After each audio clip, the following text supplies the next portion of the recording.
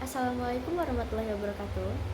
Halo semuanya, perkenalkan saya Azra Syafadila dari kelas 1G dengan NIM 124011197 dari Fakultas Tarbiyah dan Ilmu Keguruan Program Studi Pendidikan Agama Islam.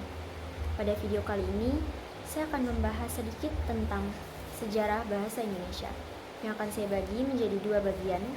Yang pertama, sejarah lahirnya bahasa Indonesia. Yang kedua, peresmian bahasa Indonesia sebagai bahasa nasional. Sebagai warga negara Indonesia, rasanya kita semua telah mengetahui bahwa bahasa Indonesia adalah bahasa yang digunakan oleh masyarakat Indonesia dalam berkomunikasi sehari-hari.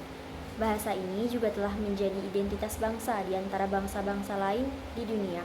Lalu, bagaimana sih sejarahnya hingga bahasa yang kita gunakan saat ini adalah bahasa Indonesia? Mari kita bahas. Singkatnya, sebelum resmi menjadi bahasa nasional, bahasa Indonesia terlebih dahulu dikenal sebagai bahasa Melayu.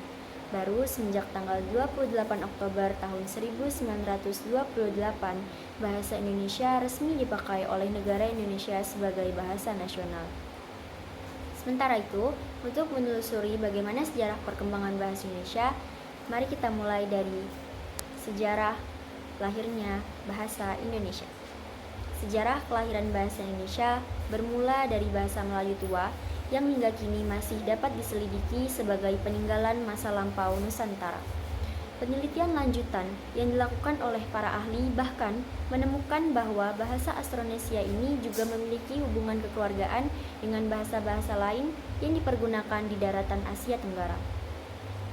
Sedari dulu, bahasa ini merupakan bahasa penghubung antar negara di Asia Tenggara. Hal tersebut dibuktikan dengan keberadaan prasasti Kedukan Bukit tahun 683 Masehi, Talang Tuo tahun 684 Masehi, Kota Kapur 686 Masehi, dan Karah Barahi tahun 686 Masehi yang menggunakan bahasa serupa. Ketika bangsa Eropa pertama kali datang ke Indonesia, bahasa Melayu sudah memiliki kedudukan luar biasa di tengah-tengah masyarakat Nusantara. 3 Veta yang mengikuti perjalanan Magellan mengelilingi dunia menuliskan kata-kata Melayu ketika kapalnya berlabuh di Tidore pada tahun 1521. Padahal, bahasa Melayu berasal dari bagian barat Nusantara. Hal tersebut adalah bukti kuat yang memperlihatkan bahwa bahasa Melayu pada zaman itu sudah menyebar luas hingga ke daerah Nusantara yang berada jauh di bagian timur. Yang terakhir, peresmian bahasa Indonesia sebagai bahasa nasional. Pada zaman Belanda, ketika Dewan Rakyat dibentuk pada tanggal 18 Mei 1918, bahasa Melayu memperoleh pengakuan sebagai bahasa resmi kedua, di samping bahasa Belanda yang berkedudukan sebagai bahasa resmi pertama di dalam sidang Dewan Rakyat.